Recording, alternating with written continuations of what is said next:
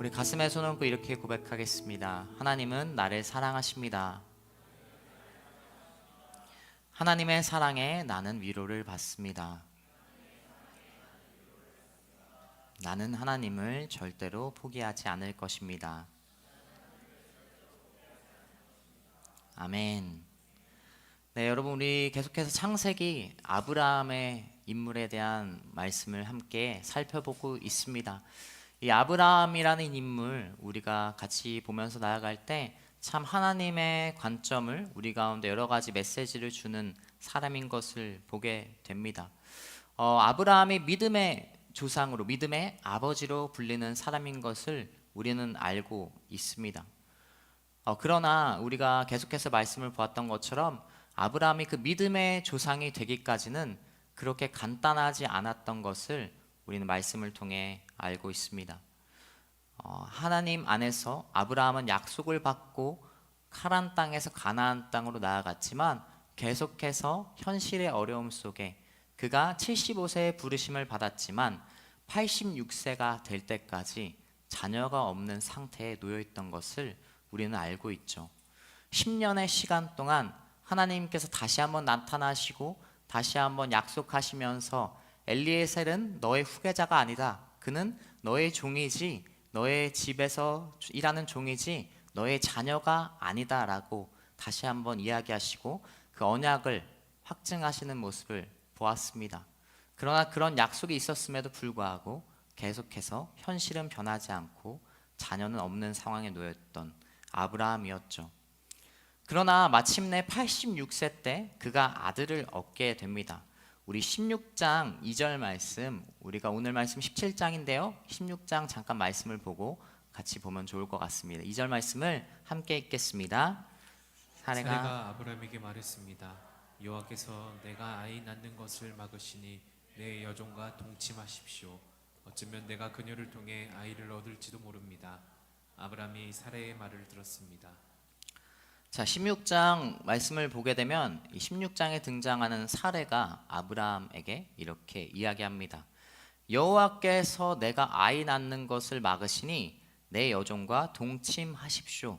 어쩌면 그녀를 통해 아이를 얻을지도 모릅니다 라고 이야기하죠. 사례는 굉장히 큰 착각을 몇 가지 했습니다. 말씀을 보면 알겠지만 여호와께서 아이를 낳는 것을 막으신다라고 단정지어서 이렇게 이야기하는 것을 보게 됩니다. 그리고 어쩌면 그녀를 통해 아이를 얻을지도 모른다라고 이렇게 얘기하면서 그 종을 통해서 하나님께서 우리에게 자손을 허락하실지도 모른다라는 것을 표현하는 것을 보게 됩니다. 사실 이 자체의 말씀을 두고 보게 되면 당시 문화 속에 이렇게 첩이 낳은 아이를 그 정부인의 아이가 돼서 기르는 것은 그렇게 그 고대근동 시대에서 문제가 될 만한 행동은 아니었습니다. 이 아브라함이 75세 때부터 85세 때까지 10년 동안 아이를 못 갖는 상황에 비추어 보면 그들이 충분히 생각할 수 있는 그 방법이었습니다. 왜냐하면 그것이 그때 당시 후손을 이렇게 이어가는 방법 중에 하나였기 때문이죠. 다만 문제는 무엇입니까? 그들이 하나님의 언약을 받은 사람들이었다라는 거예요. 하나님의 언약을 받은 사람들이었다면 그들은 이렇게 단정지어서는 안 되는 상황이었습니다. 그러나 믿음의 조상 아브라함이라고 불리는 그였지만 오늘 이 16장 말씀을 통해서 그가 그렇게 믿음의 조상이 되기까지 역시 순탄치 않은 시간을 보냈음을 우리는 보게 됩니다. 아브라함은 이것을 가지고 하나님께 여쭤볼 수 있었어요. 그러나 그는 그렇게 행동하지 않았습니다. 비록 사레가 어쩌면 그녀를 통해 하갈을 통해 아이를 얻는 것이 하나님의 뜻일지도 모릅니다라고 이렇게 설득했지만 아브라함은 하나님의 말씀을 직접적으로 들은 사람이었고 하나님께 간구할 수 있고 하나님께 물을 수 있는 자리에 있던 사람이었습니다. 그러나 그는 그렇게 행동하지 않고 그냥 그 시대의 문화 속에 허락하는 그리고 어느 정도 인용이 되는 문화 속에 이스마엘을 86세 때 낳게 되는 이 16장 말씀을 우리가 보게 됩니다. 결국 이것은 어떠한 결과를 낳게 되면요, 하나님께서 기뻐하시지 않으시고 그리고 타협의 모습, 사람의 생각한 타협의 모습으로서 그들의 가정 가운데 어려움이 있는 장면이 16장에서도 계속되는 것을 보게 됩니다. 사례는 자기가 하갈을 통해서 아이를 가지라고 한 아브라함을 미워하고 하갈을 핍박하는 모습을 보여주게 되죠. 그렇게 그 가정은 생각보다 쉽지 않은, 믿음의 조상의 아브라함이 되기까지는 가정의 상황도 쉽지 않았고 또한 아브라함 역시 순탄치 않았던 길을 보여주는 것을 보게 됩니다.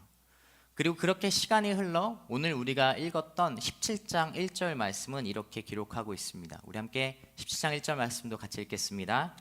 아브라함이 99세 때 여호와께서 그에게 나타나 말씀하셨습니다. 나는 전능한 하나님이다. 너는 내 앞에서 온 마음으로 순종하며 깨끗하게 행하여라. 자, 86세 때 이스마엘 낳고 난 후 99세 때까지 무려 13년의 시간이 흘렀습니다. 13년 동안 하나님과 아브라함의 교제는 단절이 되었던 것을 보게 됩니다. 그들 가운데, 하나님과 아브라함 가운데 교제가 특별하게 이루어지지 않았던 것을 보게 되죠. 그러한 공백 끝에 하나님께서 갑자기 어느 날 나타나셔서 이전과 다른 자기를 이렇게 소개합니다. 우리가 읽었던 말씀처럼 그것은 바로 자신이 전능한 하나님이다 라고 이렇게 말씀하시는 것을 보게 됩니다. 이 전능한 하나님, 갑자기 13년 만에 나타나서 하나님께서 아브라함에게 나타나 이 전능한 하나님이라고 말씀하시는 이유는 무엇일까요? 이 전능한 하나님은 히브리어로 엘샤다이라고 표현되는 단어입니다. 하나님께서 이렇게 새롭게 아브라함에게 나는 전능한 하나님이다, 13년 동안 특별한 말씀이 이루어지지 않다가 그렇게 말씀하시는 것은 무엇일까요?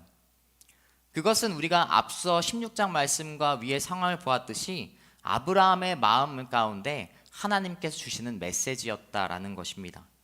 지금 아브라함의 마음은 굉장히 불안정한 상황이었어요. 그들이 인간적인 방법으로 그 이스마엘을 낳았지만 그 13년 동안 공백에, 하나님과의 그 관계 속에 공백이 발생하면서 그들은 어떠한 마음을 품었을까요? 정말 이것이 맞나? 정말 이것이 하나님께서 약속하신 그 길이었을까? 이거 그냥 우리가 생각한 인간적인 방법이 아니었을까? 이러한 생각 속에 불안정하게 13년 동안 그 가나안 땅에서 살고 있던 것입니다.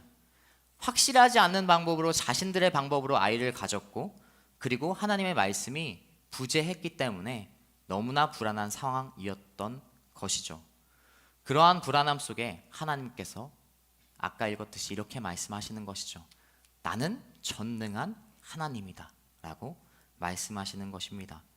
여러분, 하나님께서는 전능하신 하나님인 것을 말씀하시면서 아브라함에게 이렇게 말씀하시는 거예요. 너는 불안해하지 말고 두려워하지 말고 다시 한번 나에게 초점을 맞춰라, 나에게 시선을 맞추라라고 이야기하고 계신 것입니다. 전능하신 하나님은 어떤 것을 이야기합니까? 첫 번째로 우리가 알다시피 능력이 많으시다, 제한이 없다라는 뜻을 가지고 있습니다. 능력 있다, 강하시다, 모든 것을 하실 수 있는 분이시다라는 뜻을 가지고 있는 것이죠. 여러분, 하나님은 우리의 상상을 뛰어넘고 우리가 생각하는 것보다 모든 것을 이룰 수 있는 분이라는 것입니다. 그러나 아브라함은 이전에 어떻게 생각했죠?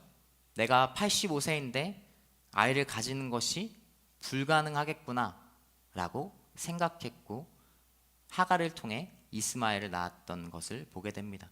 사라의 태가 닫혔으니까 하나님도 이것은 불가능하실 거야 라고 이렇게 생각했기 때문에 그는 인간적인 방법으로 이스마엘을 낳았던 것을 보게 되죠.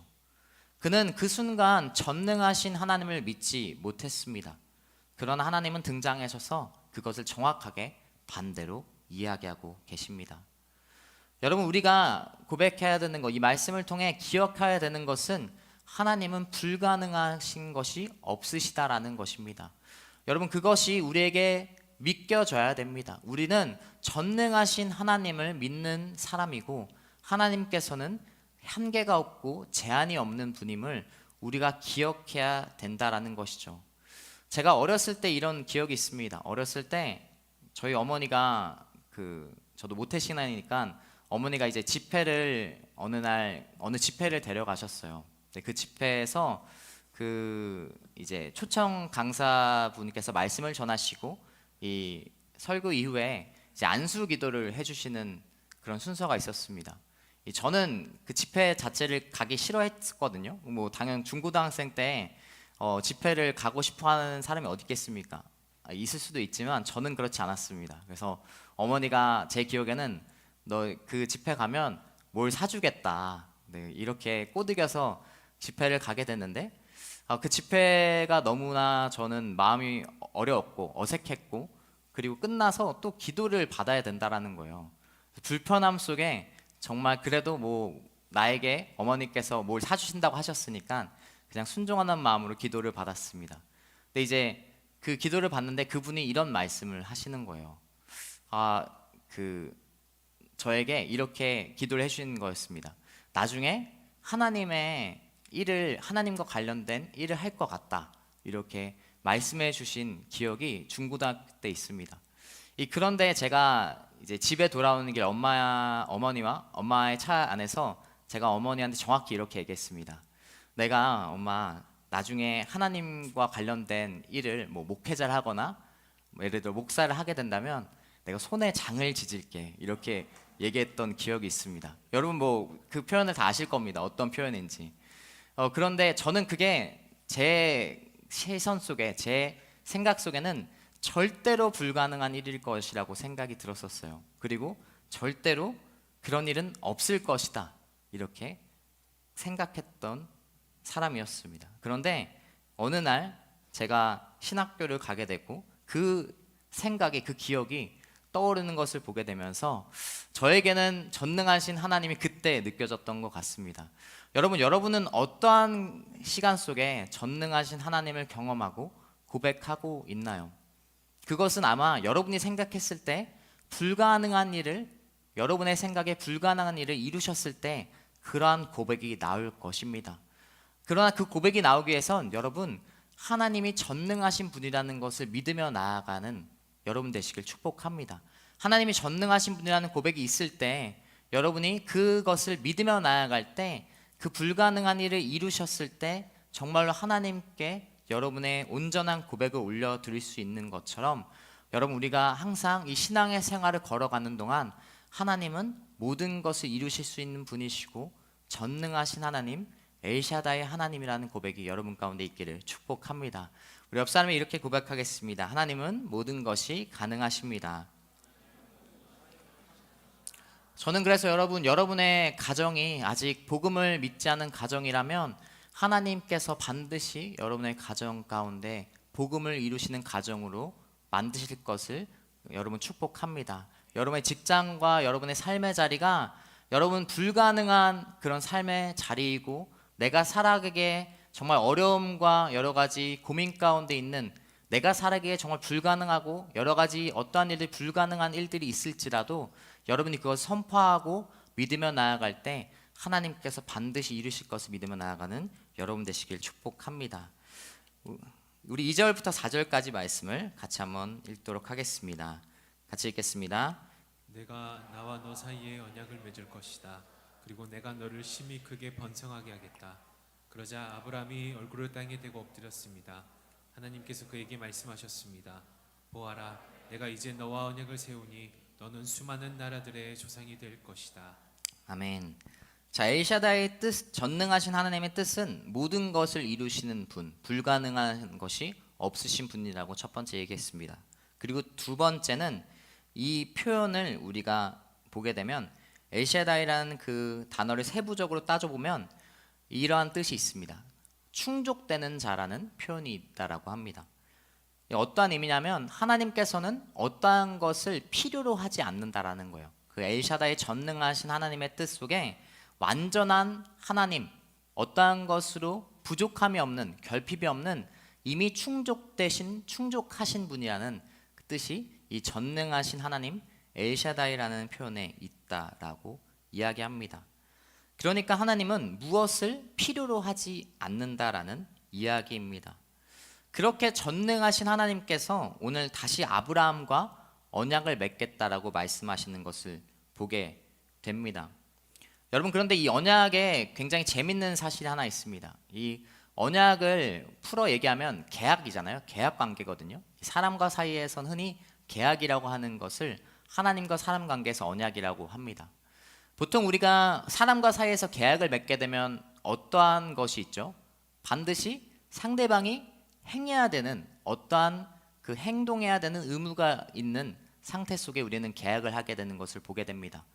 어떤 사람, 서로가 어떤 것을 이행해야만 그 계약이 온전케 이루어지고 정상적으로 작동하는 계약인 것을 보게 됩니다.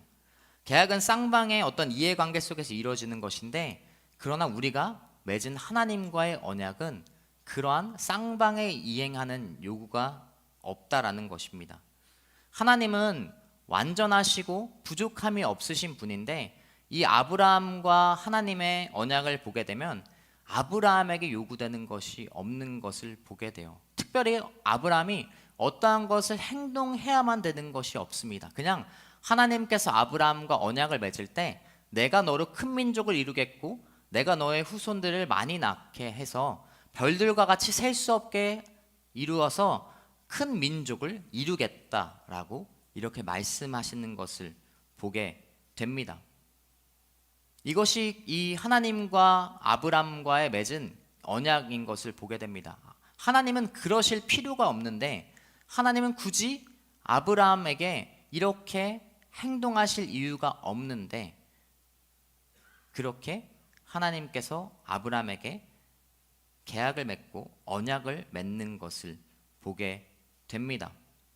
물론 오늘 이후 말씀을 보게 되면 우리가 아까 읽었지만 아브라함에게 할례라는 그런 행동이 정해집니다. 언약의 표시로 할례를 행하라 라고 하나님께서 이야기하시죠. 그러나 하나님께서 이 할례라는 것을 아브라함에게 이야기한 것이 하나님을 위한 것입니까? 하나님이 필요해서 할례를 행하라고 이야기하십니까? 그렇지 않습니다. 어떠한 계약 관계에서 자기 이익을 위해 상대방에게 의무를 주는 것이 일반적인 것이잖아요. 그런데 하나님은 이 아브라함에게 할례를 행하라는 것은 하나님을 위한 것이 아니라 너희가 그렇게 구별된 민족인 것을 항상 기억하고 항상 보아라라고 이렇게 얘기하면서 아브라함에게 필요한, 그리고 아브라함을 통해 이스라엘 민족에게 필요한 언약의 표시를 주는 것을 우리는 보게 됩니다. 하나님이 특별히 할례를 행한다고 해서 얻는 것이 없는 것이죠. 특별히 그것을 통해서 하나님께서 특별히 그것을 이루실 것이 없는데, 그 아브라함과 이스라엘 민족을 위해 할례를 이 언약의 표시로 주는 것임을 보게 됩니다. 아브라함에게 요구되는 것은 딱 하나가 있어요. 바로 나를 신뢰하고 전능하신 하나님, 불가능한 것이 없는 것을 너가 믿어라 라는 것을 우리는 말씀을 통해 계속해서 볼 수 있죠. 그러나 여러분, 아브라함이 그렇게 믿음의 모습을 보여왔습니까? 지금까지 이 75세부터 오늘 하나님께서 말씀해 주신 99세까지 그가 정말로 믿음의 조상에 불리는 만큼 믿음의 담대함을 항상 보여줬습니까? 그렇지 않습니다. 오히려 언약과 계획을 제대로 이행하지 않는 것은 아브라함인 것을 보게 됩니다. 물론 상황상 이해는 가요. 75세 때부터 99세 때까지 하나님께서 맨날 말만 하고 그냥 아무 상황도 열어주지 않고 자녀에 대한 눈꽃만큼도 희망도 보여주지 않는다면 우리가 그 상황은 이해가 갑니다. 이해가 간다고 하지만 그렇다고 해서 그 언약을 깰 어떠한 이유는 없는 것이죠. 언약을 깰 그것이 타당한 이유가 되지는 않는 것이죠. 하나님께서는 분명히 약속하셨고 그냥 조금 기다리고 믿어라 말씀하시고 아브라함의 상황이 이해는 되지만, 그렇다고 해서 아브라함이 이스마엘을 낳고 또 여러 가지 사람의 방법과 믿음의 방법을 저버리는, 그 약속을 저버리는 것은 허용되지 않는 관계입니다. 여러분, 우리가 생각했을 때 우리는 하나님께서, 전능하신 하나님께서 모든 것을 이루시고 모든 것을 가능케 하시는 하나님인 것을 우리는 믿는다라고 이야기하지만, 그리고 하나님께서 우리에게 이루시는 것이 너무나 늦기 때문에, 그리고 나의 타이밍에 맞지 않기 때문에 우리가 반문을 할 때가 있지만, 때론 이해가 가지만, 그렇다고 해서 우리가 믿음을 저버릴 이유가 되지 않는다라는 것입니다. 나의 타이밍에, 나의 생각에, 나의 그 시기 속에 하나님께서 그것을 이루시지 않는다라고 해서 그것이 우리가 믿음을 저버릴 이유는 아니라는 것이죠. 애시당초 하나님께서는 우리에게 요구하는 것은 특별한 것이 아닌 나를 신뢰하라, 어떤 행동에는 그 한 가지인 것을 우리는 보게 됩니다. 여러분, 축복하는 것은 전능하신 하나님께서는 우리에게 무엇을 요구하지 않습니다. 딱 하나, 나를 신뢰해라, 내가 모든 것을 이룰 수 있다라는 것을 믿어라 라고 말씀하신다라는 것입니다.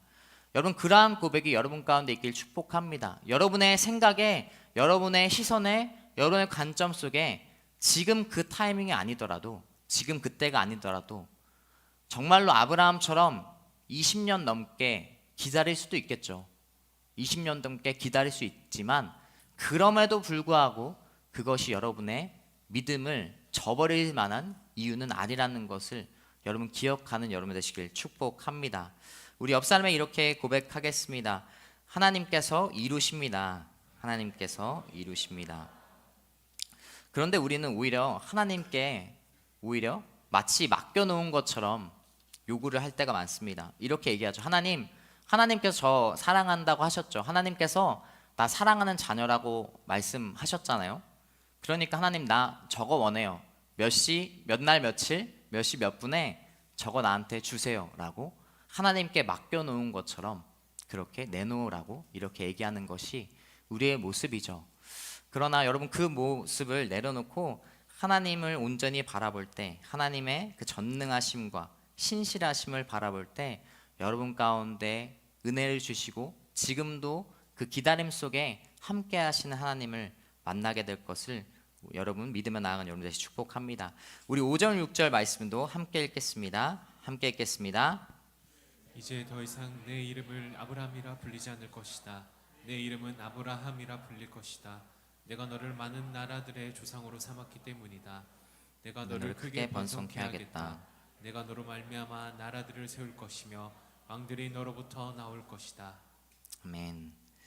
자, 24년 75세부터 99세까지 24년 동안 아브라함의 입장에선 하나님께서는 말만 하신 분이었죠. 그리고 99세 때 또 나타나셔서 이삭을 낳게 되는 게 100세니까요. 99세 때도 오늘 말씀만 하시는 것을 보게 됩니다. 그런데 한 가지 또 다른 것을 하세요. 바로 아브라함 이름을 아브라함으로 고치는 것을 보게 됩니다. 이 존귀한 아버지라는 뜻, 아브라함이라는 존귀한 아버지라는 뜻에서 아브라함, 많은 자의 아버지, 열국의 아비라는 이름으로 그를 계명하는 것을 보게 됩니다. 그렇게 말씀하시고 또 계명을 하시고 이렇게 하는 과정 속에, 그리고 어떻게 보면 하나님께서 똑같은 말을 되풀이하는 것이 아니라 오히려 더 큰 약속을 하시는 것을 보게 됩니다. 아까 읽었던 3절과 4절 말씀 속에도 수많은 나라들의 조상이 될 것이다. 그리고 6절에 방금 읽었던 것처럼 내가 너로 말미암아 나라들을 세울 것이며 왕들이 너로부터 나올 것이다 라고 이야기합니다. 이전에는 그냥 많은 자손을 주겠다라고 이렇게 약속하셨다라면 이제는 조금 더 어떻게 보면 약속이 커진 것이죠. 많은 나라들을 주겠고 너희 후손 중에 많은 왕들이 나올 것이다 라고 이렇게 하나님께서는 우리 약속을 크게 하시는 것을 보게 됩니다. 근데 아무것도 99세 때도 현실은 변하지 않는 것이죠. 그러나 전능하신 하나님께서 나타나셔서 이 이름을 바꾸신 이유가 있습니다. 여러분, 성경에서 이름은 단순히 호칭을 이야기하지 않습니다. 앞으로 그가 살 인생, 그리고 인간의 생애를 나타나면서 그 이름을 지어주는 것을 보게 됩니다. 그 이름 자체가 그 사람의 인생을 나타내는 것을 성경에서 우리는 보게 되죠. 하나님께서 99세 때 전능하신 하나님으로 나타나서 이 사람을 열국의 아버지로 이름을 바꾸는 것은 전능하신 하나님께서 이제 아브라함의 인생을 통두리째 이제 이끄시겠다라고 말씀하시는 것과 같다라는 것입니다. 이 이전보다 더 큰 확장된 말씀으로 하나님께서는 이렇게 말씀하시는 것이죠. 이제 내가 너의 인생 자체를 많은 사람의 아버지로, 많은 자의 아버지로 인도하겠다, 바꿔 나가겠다라고 이야기하는 것입니다. 수많은 나라들의 조상과 왕들이 너의 자손으로부터 나올 것이다라고 이야기하는 것입니다. 여러분, 전능하신 하나님은 우리의 인생 자체를 바꾸시는 분이라는 것입니다. 우리의 어떠한 일부를 그냥 아브라함에게 약속했던 자손을 약속하는 것을 넘어 자손뿐만 아닌 그의 인생을 앞으로 이제 인도하시고 그의 인생을 이끄시겠다라고 말씀하시는 것입니다. 여러분, 여러분의 인생 가운데 하나님께서 전능하신 하나님의 의미는 여러분의 인생의 일부, 앞으로의 살아갈 인생의 일부가 아니라 여러분의 인생을 바꾸시는, 송두리째 바꾸시는 전능하신 하나님을 믿으며 나아가는 여러분 되시길 축복합니다. 그래서 여러분이 우리가 하나님 앞에 나아갈 때 어떻게 나아가야 돼요? 하나님, 나의 요 부분만 바꿔주세요. 요 부분만 하나님 개입해 주세요라고 이야기하는 것이 아닌, 하나님, 나의 인생을 올려드립니다. 나의 인생을 주님께서 이끌어 달라라는 고백이 여러분 가운데 있기를 축복합니다. 그렇게 우리는 하나님의 인생 속에서 하나님께서 나를 통하여 어떻게 이끄시는 분인지, 전능하신 하나님께서 나의 인생을 어떻게 바꾸시는 것인지 그것을 같이 목격해 나아가는 여러분 되시길 축복합니다. 우리 마지막으로 15절과 16절 말씀을 함께 읽도록 하겠습니다. 같이 읽겠습니다. 하나님께서 다시 아브라함에게 말씀하셨습니다. 이제 내 아내 사레에 대해 말한다. 이제는 그녀를 사레라 부르지 마라. 그녀의 이름은 사라가 될 것이다. 내가 그녀에게 복을 주어 반드시 그녀를 통해서 내 아들을 낳아주게 하겠다. 또한 내가 그녀에게 복을 주어 많은 나라들의 어머니가 되게 해 나라의 왕들이 그녀에게서 나오게 하겠다. 아멘.